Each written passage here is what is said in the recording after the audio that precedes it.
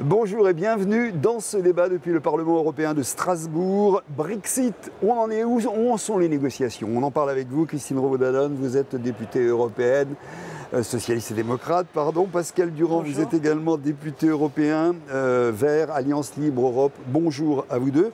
Alors, le Parlement européen a débattu encore une fois ce mardi matin des négociations en cours entre l'Union européenne et le Royaume-Uni. Michel Barnier, le négociateur en chef français pour l'Union européenne, a fait un petit peu le point. Alors franchement, il faut le dire quand même, c'est pas la première fois qu'on aborde la question d'où en est le Brexit. Il faut dire qu'on a du mal aussi un petit peu à passionner les citoyens sur cette question. Il y a tout de même 2 ans maintenant que les Britanniques ont quitté l'Union européenne. J'allais dire, pour vous, 2 ans c'est long, quoi de neuf dans ces négociations? Qu'est-ce que vous diriez qui vous vient à l'idée immédiatement quand on parle de ça? Il faut rappeler que le départ du Royaume-Uni de l'Union européenne, c'est comme un divorce douloureux où il y a des enfants. Les enfants, c'est les citoyens européens qui vivent au Royaume-Uni et les citoyens britanniques qui vivent au sein de l'Union européenne. Et un divorce, c'est pas rapide. Quand la séparation est douloureuse, c'est pas rapide. Et là, on est dans la même situation, où on avait, avant de parler de la situation d'après, une fois que le Royaume-Uni est plus dans l'Union européenne, à comment on gère la période de transition et comment on s'assure que les droits des citoyens, qu'ils soient britanniques ou européens vivant au Royaume-Uni, soient bien garantis. Et pour nous, au Parlement européen, c'était vraiment une ligne rouge de s'assurer de cela, avant même d'envisager les relations qu'aurait le Royaume-Uni hors Union européenne avec nous. On va en reparler. Pour vous, Pascal Durand, pardon, qu'est-ce qui vous semble, vous, à l'heure actuelle, avoir bougé? Qu'est-ce que vous diriez qui a changé depuis le début? Alors, pas grand-chose. La réalité, c'est pour rebondir sur la même image que celle de Christine Revaud-Dallon, je pense que si on est dans un divorce, on a l'impression que du côté de l'Europe, du Parlement européen, on s'intéresse aux enfants, alors que du côté de la Grande-Bretagne, on s'intéresse qu'à l'argent et aux biens. C'est-à-dire qu'en fait, on est là en train de toucher, une des raisons d'ailleurs pour lesquelles le Royaume-Uni se sentait aussi mal dans cette Union européenne, c'est que eux ne s'intéressent qu'à l'aspect marché, à l'aspect finance, à l'aspect bien.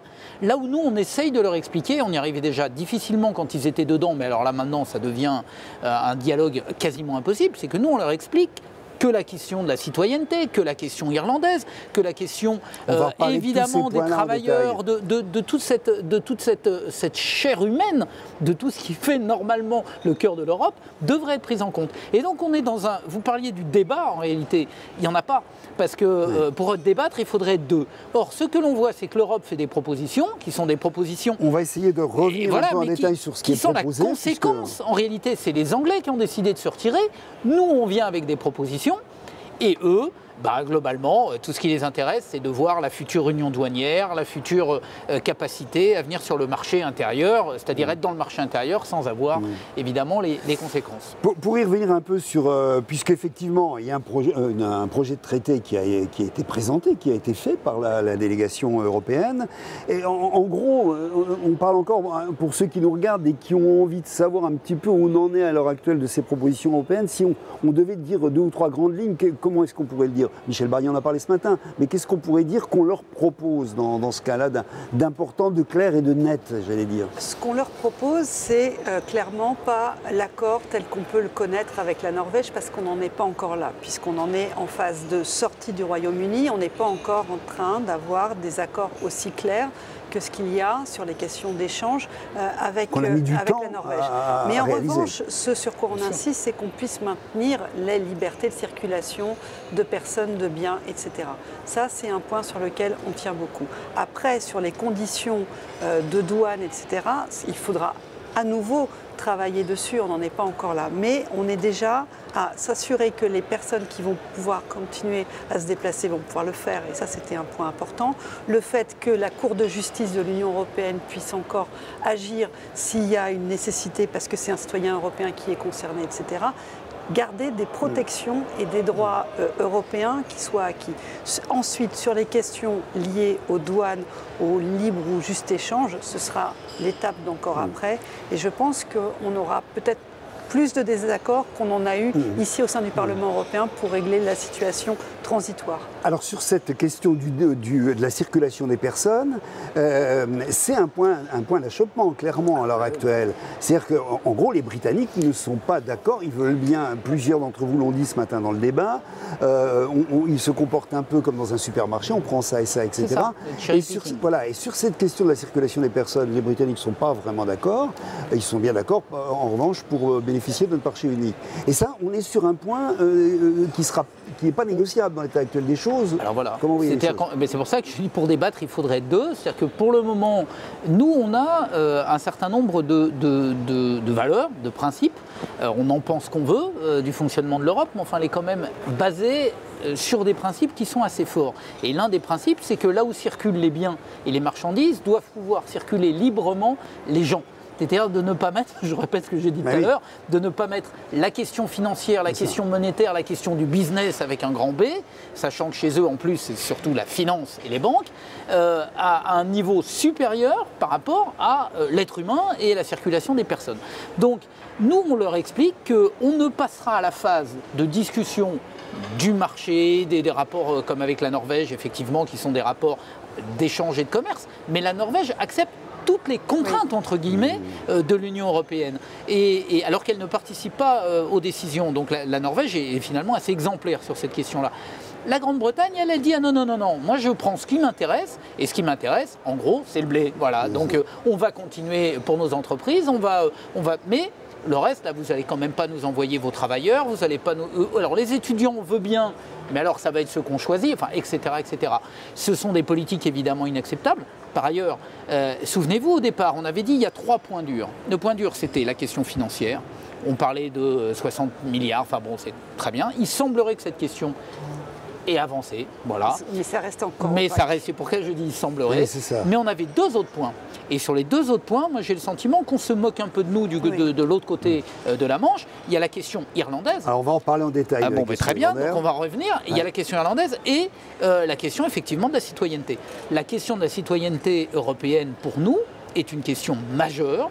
Nous n'accepterons pas, et là je le dis vraiment de manière collective parce que je crois que même la droite est d'accord là-dessus au Parlement européen, nous n'accepterons pas que les droits des citoyens européens soient diminués par rapport à ce qui existe actuellement.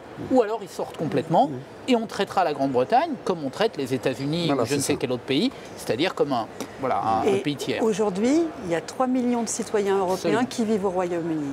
Et ces 3 millions de citoyens européens, s'ils ont une maladie ou besoin de se rendre aux urgences à l'hôpital au Royaume-Uni, dans certains hôpitaux, ils ne sont plus pris en charge. C'était déjà difficile avant, mais... Voilà, mais maintenant c'est très clair. Et ça, c'est absolument insupportable pour nous. Et on ne peut pas faire un accord avec un pays qui ne respecte pas les droits essentiels et premiers. Absolument.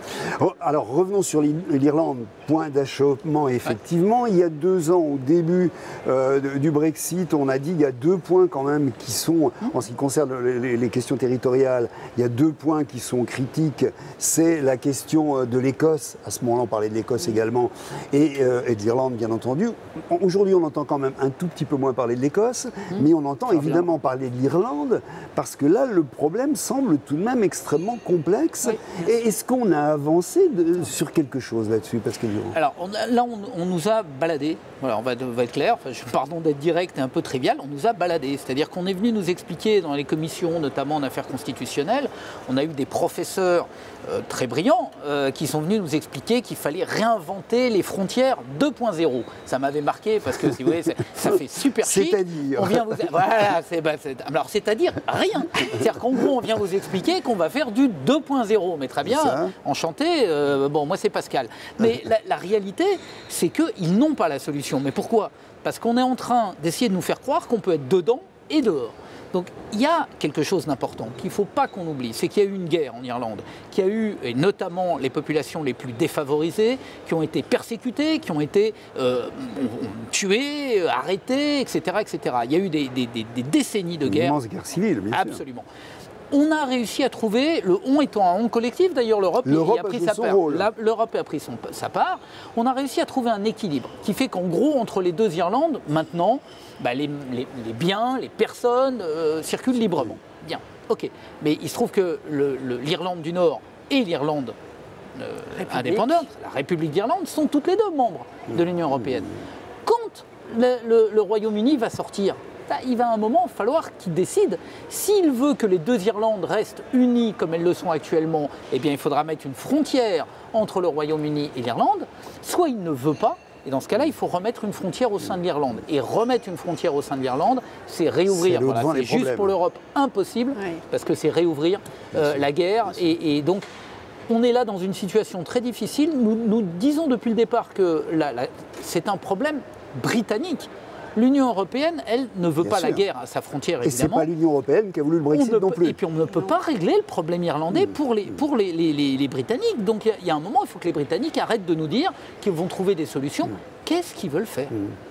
Quelle idée, Christine Revaud-Dallon, quelle pourrait être l'idée? Parce que on est en train de parler de gens, là. On n'est pas, c'est pas une question strictement technique ni économique. Si on s'intéresse aux Irlandais du Nord, eux, leur réponse avait été très claire, puisqu'ils étaient très clairement contre la sortie du Royaume-Uni de l'Union européenne. Pour eux, le maintien et les relations qu'ils ont familiales, historiques avec la République d'Irlande, un peu comme les Écossais, mais avec la situation encore plus particulière, qui sont unis là eux tout seuls et qu'ils ont une histoire commune, etc.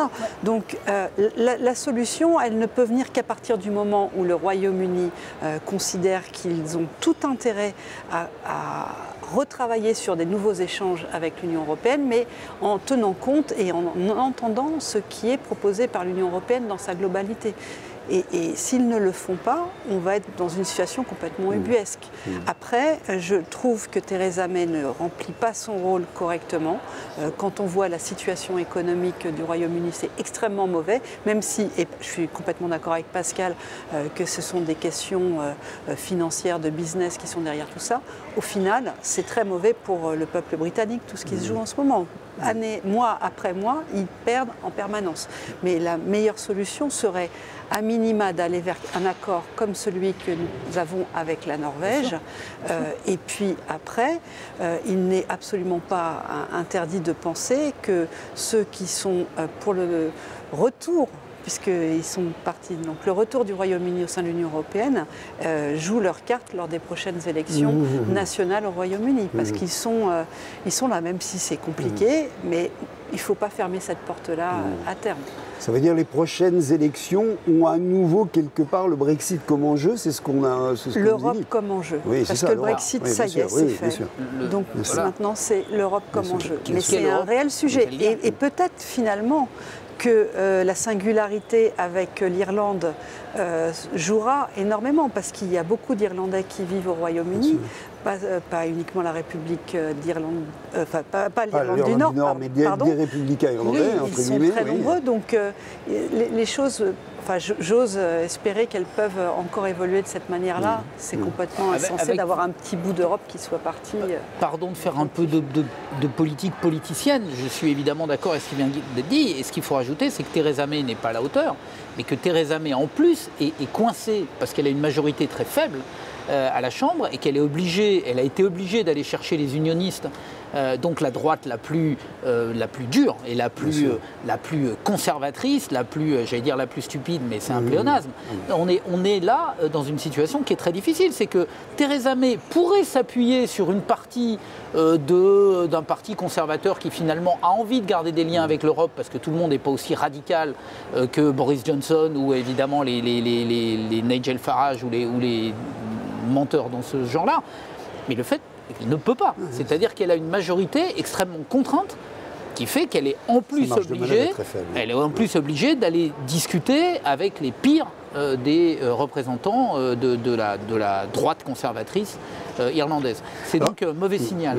Alors c'est un problème qui semble évidemment et qui l'est beaucoup moins grave, mais beaucoup ont parlé ce matin de la question de la pêche aussi, qui n'est pas une question si lointaine que ça. Aujourd'hui, on sait qu'une grande partie de la flotte européenne, des côtes européennes atlantiques, va pêcher chez les Britanniques. Même chose, là on est aussi encore face à une question qui est une question économique, mais qui est aussi une question de territoire. C'est important selon vous cette question de la pêche actuellement? Comment vous voyez ça? La question de la pêche, comme la question de toute la politique industrielle aussi et des transports, la situation d'Airbus, enfin, tous les enjeux qui vont devoir être réglés après la fin du divorce et la nouvelle coopération avec le Royaume-Uni, c'est énorme, énorme les enjeux divers et variés qu'il y a. Alors on a envie de dire là, encore une fois, 2 ans après, quand même le temps est compté là maintenant. Il reste encore un an. Oui, c'est ça. Qu'est-ce qui peut se passer? Mais pourquoi aussi, il faut pas oublier d'où on part. On est parti d'un mensonge des Brexiteurs, c'est-à-dire de ceux qui ont porté au Royaume-Uni la nécessité de sortir de l'Europe, mais ils l'ont fait sur des mensonges. À la limite, s'ils l'avaient fait sur des vraies réalités, en disant, voilà, et des on propositions sort, claires. Et des propositions en disant, on sort, mais on sait très bien ce qui va se passer, c'est-à-dire qu'on va effectivement avoir des problèmes industriels, mais ça, ils n'allaient pas le raconter. Donc ils ont menti, ils ont dit qu'en fait la sortie ça allait être tranquille, qu'ils allaient continuer à garder le marché intérieur, mais qu'on n'allait plus avoir en Angleterre, etc., les poids de la bureaucratie européenne. La réalité c'est que maintenant, ils avancent au fur et à mesure dans le concret, et le concret, c'est le fait qu'ils ont menti effrontément, et que Nigel Farage a été obligé de démissionner de son propre parti, de son parti, en tout cas de la présidence de son parti, juste après avoir gagné, parce qu'il savait très bien que derrière, ça n'allait pas suivre. Donc, qu'est-ce qui est en train de se passer? Malheureusement, moi, je n'ai pas la réponse. Je ne sais pas si Christine l'a, moi, je ne l'ai pas. Je pense que ceux qui vont le plus souffrir, comme toujours, et c'est pour ça que le Parti travailliste anglais essaye de faire en sorte que les choses évoluent de manière positive dans le cadre des négociations, c'est que comme toujours, ça va être les populations les plus fragiles, ceux qui n'ont pas accès aux soins de santé, ceux qui n'ont pas accès à l'éducation. Ah non, mais c'est pas la City, c'est toujours la même chose. Et le monde, et les pêcheurs, etc. C'est-à-dire qu'en fait... C'est ça, c'est pour ça qu'on posait la question. Mais c'est ça le problème de ces sorties de l'Union européenne, c'est qu'en fait, elles sont manigancées par des gens qui ont des intérêts financiers à faire cela. Et la réalité, c'est que l'addition, elle est payée derrière par ceux qui souffrent le plus. Et l'Angleterre, qui est un pays qui a été mis à genoux par Thatcher et par des années de libéralisme, se retrouve maintenant dans une situation effectivement précaire, terrible. Donc, bon. Vous pensez que ça peut encore se tendre à l'heure actuelle, ces discussions? On entend les uns et les autres dire que, après tout, le Royaume-Uni a des cartes aussi en main, c'est-à-dire que le dumping social, le dumping fiscal, etc., ils peuvent aussi s'en servir. Ils le font déjà. Vous pensez que c'est possible, ça, qu'on peut en arriver dans une situation comme celle-ci, ou que c'est exclu? Très franchement, ils ont peut-être des armes, mais... en termes de rapport de force, le Royaume-Uni face à l'Union européenne ne fera pas le poids. Et si le Royaume-Uni considère que son seul maintenant interlocuteur en matière d'échanges commerciaux et autres, c'est les États-Unis de Trump, je pense qu'il y aura des grandes déconvenues pour Theresa May à la fin, parce que c'est la course au grand n'importe quoi. 48 heures, a dit Farage ce matin. Il nous faut 48 heures pour trouver un accord avec Trump. D'ailleurs, ça en dit long sur son imaginaire et sur la volonté. Si l'exemple que M. Farage veut donner au Royaume-Uni, c'est celui de Trump, quand je disais tout à l'heure que les classes défavorisées vont être les premières victimes, mais ça, il faut aussi qu'en France, on en ait conscience et qu'on comprenne bien que ceux qui payent la facture à la fin, ce n'est pas les plus riches. Et quand vous parliez de dumping social, mais ils le font déjà, eux, ils sont déjà capables de faire des contrats de travail à 0 heure, à 0... Rien, il n'y a plus aucune protection de rien du tout. Au contraire, et c'était ça qui les embêtait dans l'Union européenne, c'est qu'on avance vers des harmonisations sur ces sujets-là. Absolument. Et ils n'en voulaient pas. Et donc, ça va être encore pire que ça ne l'était maintenant. Alors, juste une dernière question. On s'élève un peu au-dessus de la situation du Royaume-Uni. On a dit quelques temps après le Brexit, finalement, ça se passe de telle sorte qu'on a bien l'impression que ça va renforcer le sentiment européen en Europe. Malheureusement, on ne constate pas ça quand même tous les matins. On a sous les yeux les élections italiennes qui viennent de se dérouler. On a encore vu une fois que dans ce pays, qui est un grand pays bien sûr européen, ce sont plutôt quand même les partis et les groupes europhobes qui ont remporté la mise. Qu'est-ce que ça vous inspire, ça? Parce qu'on disait tout à l'heure, il faut effectivement qu'il y ait un changement. Et à un moment donné, on a dit ça peut venir parce que finalement, on peut regretter en disant le Brexit, non mais c'est une énorme erreur, revenons européens, etc. On n'a pas l'impression que c'est ce qui se passe. Absolument. Et ça, c'est le vrai problème. Il y a 2 ans, tout le monde dit « Ouh là là, la claque qu'on s'est prise avec le Royaume-Uni qui sort, il faut enfin qu'on s'intéresse aux Européens, qu'on ne fasse pas que des propositions pour améliorer la libéralisation de l'économie, etc. Il faut qu'on s'intéresse aux Européens, qu'on les protège, et y compris par des mesures liées à la santé, l'environnement, etc. » Donc ça, c'était il y a 2 ans. Eh ben, il y a un certain nombre de groupes, et la droite conservatrice, la droite la plus populaire, etc., les ont très vite oubliés. Et finalement, le pilier social qui devait être mis en place par Juncker, il n'est toujours pas là. Et toutes ces questions-là qui sont fondamentales ne sont toujours pas adoptées parce que la droite a repris ses bonnes vieilles habitudes. Et il faut absolument... Et l'extrême droite souffle sur les braises à chaque occasion. Et l'extrême droite souffle sur les braises. Et toutes les politiques où il y a un peu une illisibilité dans la proposition qui est faite ne fait qu'accompagner ce mouvement des europhobes. Pourtant, on l'a entendu et on l'a vu il y a 2 ans et il fallait réagir. Mais le Parlement européen qui fait de la politique avec une droite qui n'avance pas dans le bon sens, on tire la sonnette d'alarme en permanence. Et là, s'ils n'y prennent pas garde, il faut montrer... Pas parce nous, on n'est pas en situation, on n'est pas majoritaire et il faut le reconnaître. Donc il faut faire un bilan extrêmement lucide de ce qu'a pu faire l'Union européenne et de ce qu'elle n'a pas pu faire parce qu'il y a une majorité politique qui n'en veut pas. Et ce n'est pas, nous, notre vision et les propositions que nous faisons. Sachant que les élections européennes ont lieu dans une petite année, quoi, maintenant. Elles ont lieu bientôt. Donc, après, on est... Il y a le faux poudre, là, ce que vient de dire, ce que vient de dire Christine Revaud-Dallon est extrêmement important. C'est-à-dire que la position de la droite au Parlement européen est une position régressive. On le voit aussi d'ailleurs en France, avec la prise en main par Laurent Wauquiez des Républicains. On a le même phénomène en Italie. On a quand même clairement, et moi je lui en veux, Monsieur Tajani, qui est le président du Parlement européen, qui est venu nous expliquer qu'il voulait être le président du Parlement et que maintenant c'est un Européen convaincu, etc. C'était l'ancien porte-parole de Monsieur Berlusconi en Italie.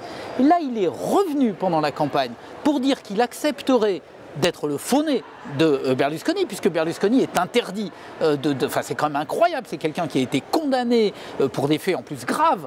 Et le président du Parlement européen, non seulement vient dire « mais moi, je serai d'accord pour être Premier ministre », donc mais ça veut dire que déjà, il renie sa parole, c'est tout à son honneur, mais plus grave encore, il veut s'allier et il est prêt à s'allier dans une coalition avec l'extrême droite italienne et avec la Ligue du Nord, qui sont des outils européens, des xénophobes, des racistes.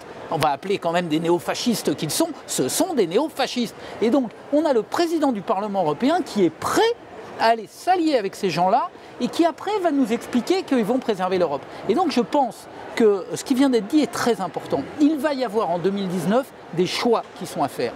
Et les choix, on les voit en Autriche, on les voit en Hongrie, on les voit maintenant en Allemagne malheureusement, on les a vus en France. Et il y a eu un peu l'arbre qui a caché la forêt, la tôle que s'est prise Marine Le Pen, tôle relative, mais elle a reculé. Et elle a été mauvaise dans ce débat. Et donc finalement, on a dit, bon, bah, voyez, mais enfin, elle a quand même fait plus de 30%. Et par ailleurs, en Europe, partout, ça monte. Donc moi, je suis très inquiet. Je pense qu'il faut, que cette Europe soit préservée, mais 2, l'Europe en tant que telle, mais 2, que les politiques publiques qui soient mises en œuvre en Europe soient maintenant transformées. Et clairement, on ne peut pas faire confiance à la droite pour changer cela. Et rapidement. Rapidement et avec une majorité claire, et il faut qu'elle soit à gauche avec les écologistes. C'est ça, et parce qu'il va bien falloir, on en terminera là, mais il va bien falloir dire quelque chose aux électeurs. Il faut sortir le PPE de l'ensemble des commandes. Pour le moment, ils ont et le Parlement, et le Conseil, et la Commission, ça suffit.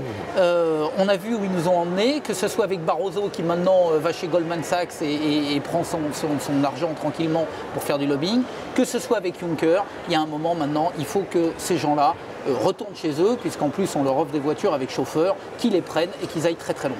Voilà, merci beaucoup à vous deux, et puis merci à vous qui nous avez suivis. On se retrouve bien sûr pour un autre débat sur la situation des journalistes en Europe, qui crescendo est de plus en plus grave, dont on parlera bien sûr sur le site de l'humanité.fr.